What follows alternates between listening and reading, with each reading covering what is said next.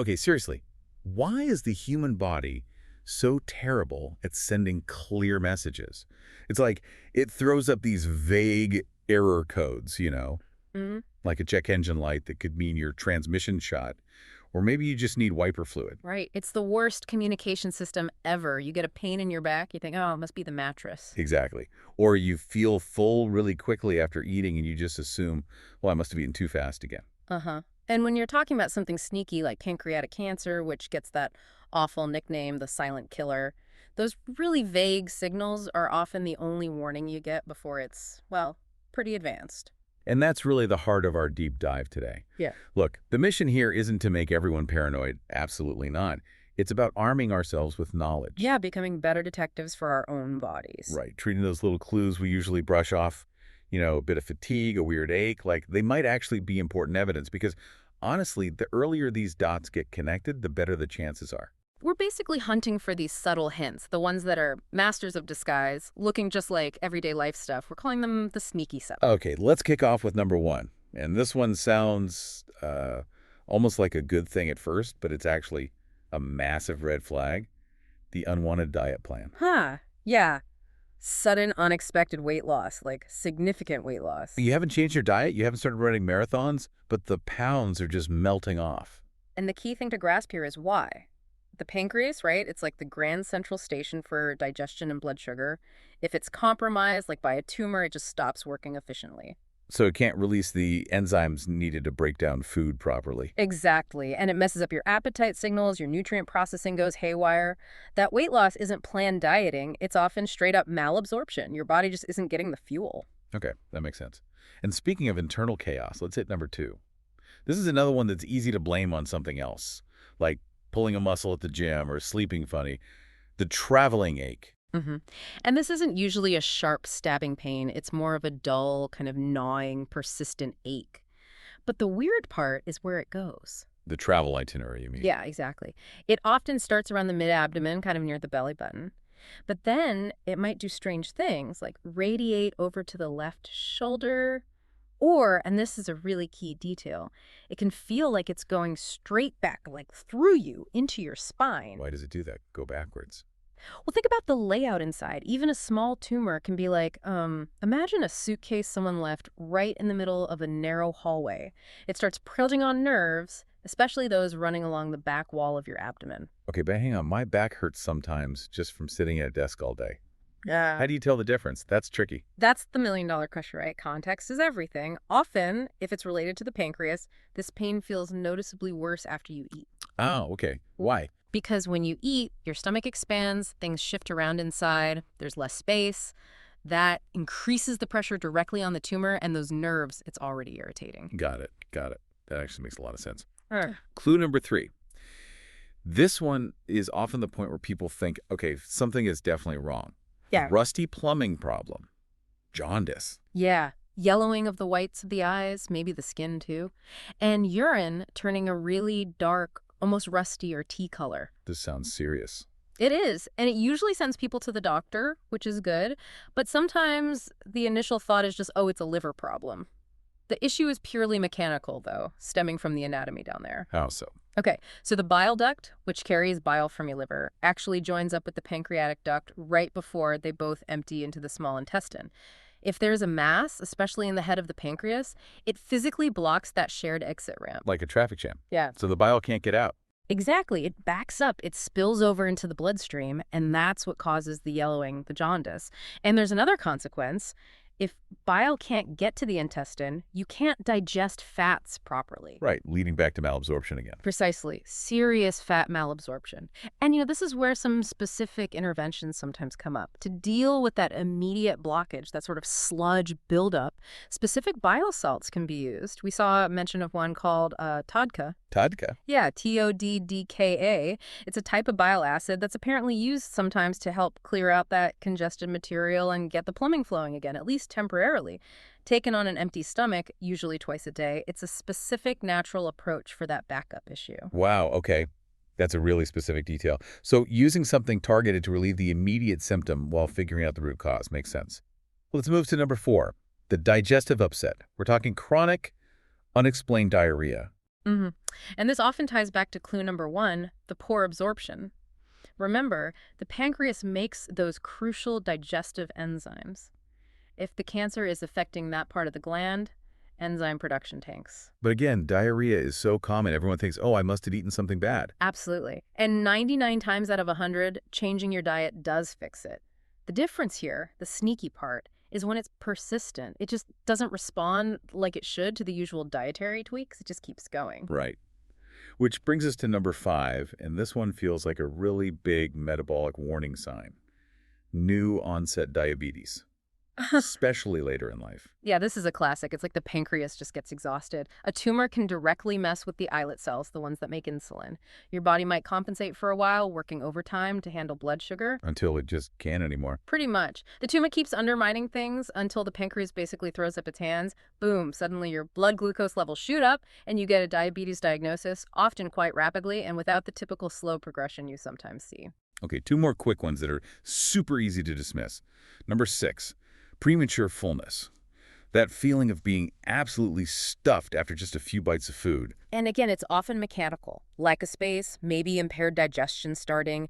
You eat just a little, your stomach stretches slightly, and suddenly that small tumor is causing major pressure, signaling, I'm full, way too early. And the last one, number 7, the overwhelming slump. Persistent fatigue. And we're not talking, I need a coffee tired. No, exactly. We all normalize being tired these days, right? But Yeah. this is different. It's described as this profound exhaustion that sleep just doesn't touch. It's debilitating, hangs around, and feels way out of proportion to whatever you've actually been doing. If you just cannot shake that kind of fatigue, it needs looking into. Okay, so those are the 7 sneaky signs. Now let's talk about the cancer itself, because you mentioned something really interesting about how this particular tumor builds itself a bunker. It basically does. It creates this incredibly thick, dense tissue wall around itself, like a fortress. It's called desmoplasia. And that physical barrier makes it really hard for things like chemotherapy drugs to even penetrate and reach the cancer cells. Wow. But that fortress wall, it creates a bizarre problem inside the tumor, right? It does, this crazy paradox.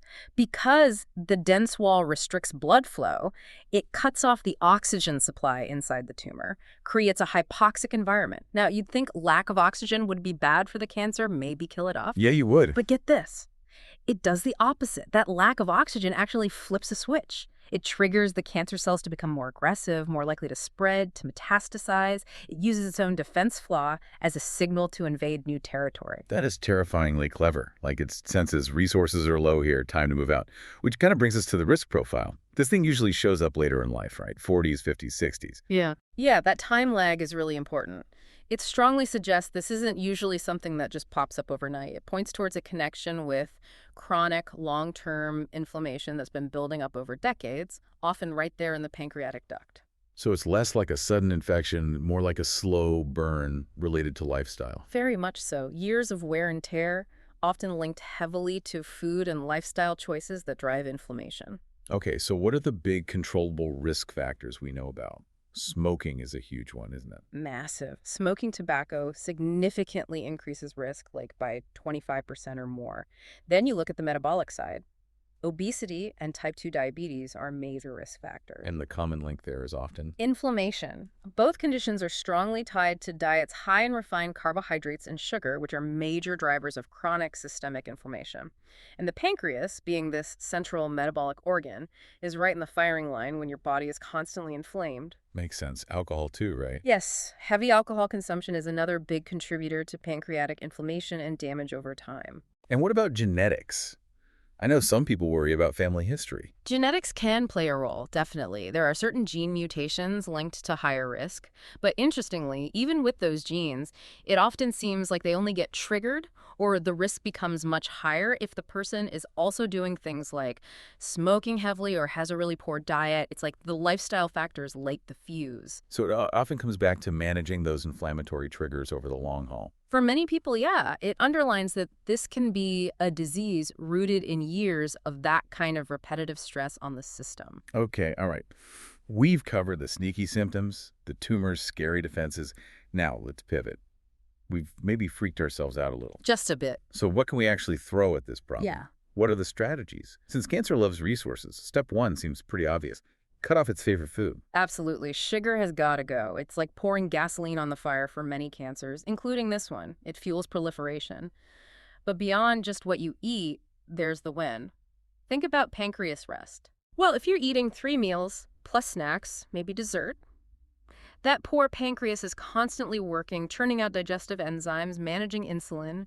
It's under constant repetitive stress. It never gets a break. The pancreas needs a vacation.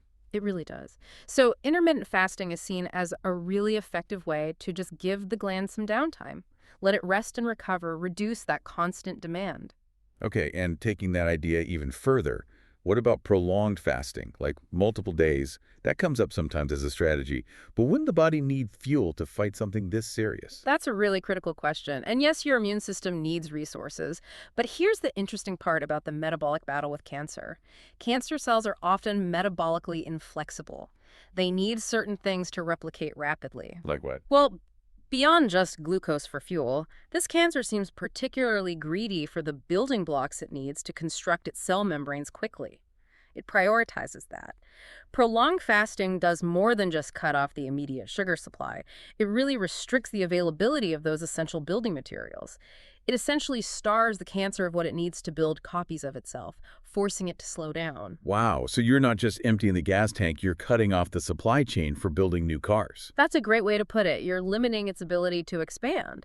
And of course, beyond fasting, all the standard anti-inflammatory stuff helps getting enough sleep, managing stress, regular exercise. Those support your body's overall resilience. Right, and then there are specific supplements that often get mentioned. Yes, vitamin D comes up again and again. It's really powerful. It seems to help shrink tumors directly. Plus, it's crucial for boosting immune function. And we're not talking just standard levels here. For people dealing with serious illness, the recommendations are often to get blood levels much higher than the typical reference range, maybe over 100 ng/ml, even up towards 150. That's considered more of an aggressive therapeutic level, not just for general health maintenance, needs medical supervision, of course. Okay. And any specific foods or compounds, I know things like broccoli and green tea always pop up. Definitely. Cruciferous vegetables, green tea, allicin from garlic, those are all great anti-inflammatory, anti-cancer compounds. But one that stood out specifically in relation to metabolic control was berberine. Berberine, tell me about that. Well, it's interesting because berberine, which is a plant compound, seems to mimic some of the key effects of metformin. And metformin, as you know, is a common diabetes drug, but studies have also shown it's linked to a reduced risk of developing various cancers. How does it work, basically? It acts as a metabolic disruptor for cancer cells. It interferes with their energy production pathways, making it harder for them to thrive. So berberine is seen as a natural compound that can push some of those same beneficial metabolic buttons. Okay, so the overall strategy seems to be aggressively reduce inflammation, starve the cancer metabolically through diet and maybe fasting, and then use targeted supplements like high-dose vitamin D and berberine to further disrupt its processes and support the immune system. That sums it up pretty well. And the absolute core lesson weaving through all of this is just the incredible value of paying attention, of observation. You just can't afford to dismiss persistent signals, even if they look like something minor or common. You know, it reminds me of this quick story about a farmer. Early one morning, he noticed hawks circling really low and tight over one part of his field. Now, hawks fly around all the time, right? Sure. But he knew that specific pattern, the tight, low circles, usually meant they'd spotted something vulnerable on the ground. He could have just ignored it, thought, just birds. He didn't. He didn't. He went to investigate. And sure enough, tucked away in a prickly bush was a tiny newborn lamb, completely stuck and helpless. The circling hawks led him right to it. He freed the lamb, the hawks flew off. The signal seemed unrelated, but it pinpointed the problem. That's a perfect analogy. Listen to the signals, even the weird ones. Exactly. The takeaway isn't to panic about every little twinge. Please don't do that. But if you have an unexplained ache that travels in a weird way, or fatigue that just won't quit no matter how much you sleep, or any of these other persistent signs, don't just ignore it indefinitely. Look a little deeper. Be your own body detective. Your body is sending you memos. You might need to learn how to translate the slightly confusing internal corporate jargon it uses. I love that. So, final thought to leave everyone with. If your pancreas could text you right now, what single emoji would it use to describe how it's feeling? Think about it. Pay attention to that response, because sometimes the quietest signals carry the biggest news.